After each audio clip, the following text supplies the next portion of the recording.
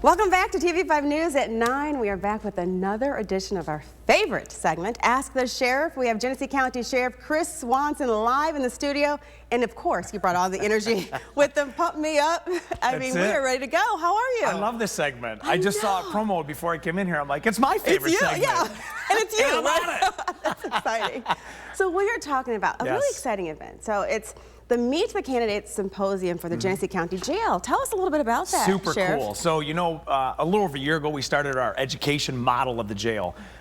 Inmate growth, national attention through education. We're changing it. We're teaching inmates that while they're there, we're going to make them better people, not better inmates, so they never come back. And everybody wins, right?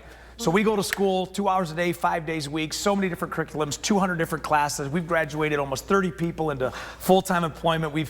It's just been a crazy, crazy cool model. So we're always looking at different things to give them the ability to gain responsibility and never come back. So we started doing this huge voter registration in the jail because constitutionally, if you're not convicted, you have a right to vote. Great. But a lot of the folks don't realize what that responsibility is. So we teach them, we register, and on October 29th, we've got 42 candidates that are on the November ballot that have been invited to come in the jail for a Meet the Candidate with 400 inmates. That is so... Isn't that crazy? Oh my gosh. Why is it so important for people to attend? Well, it's for the candidates. I start with them is because you have to remember that when you are for the people, it's for everybody. It is not just for one person or one group. You're a public servant to all. And so it's important that candidates come into the jail, and many of them have never been in the jail, so they're going to freak out.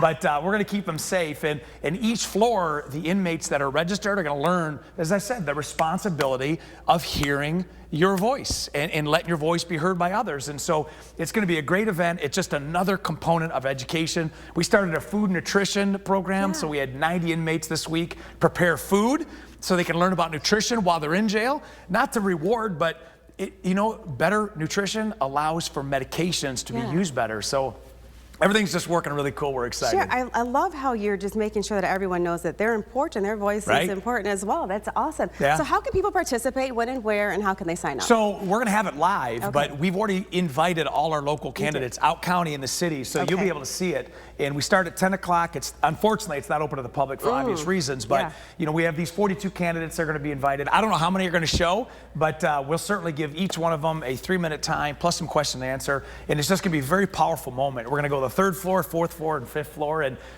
we'll see what happens. It's never been done before. Oh my gosh. Meet the candidate in the jail. And what other place in a county do you have that many concentrated registered voters to hear from candidates? I mean, because they're the ones that are making decisions. I mean, I look, you know, I have 405,000 people I represent. So the decisions that I make as a sheriff, it's a big deal, and I want to be held accountable to the public. So we're teaching both sides. This is how you do it. Sheriff, I think that's so exciting, and I'm sure they want to vote. So they want to. I'm sure they'll be there. Oh yeah, for sure. Okay, Sheriff, tell us about this. You have a very special message from Amber. Tell us about this story. So Amber and her husband came 3 years ago to Pink Palooza, which was at the Holiday Inn in Flint, Genesee County, and all of Mid-Michigan carried the story. And it's been 3 years. And Amber, I hope you're watching, and if not, that somebody who knows Amber from Fenton will send this message. But I'm wearing this pink shirt not only because October is Breast Cancer Awareness, but in honor of Amber, who has continued to fight and gave an incredible testimony last week at the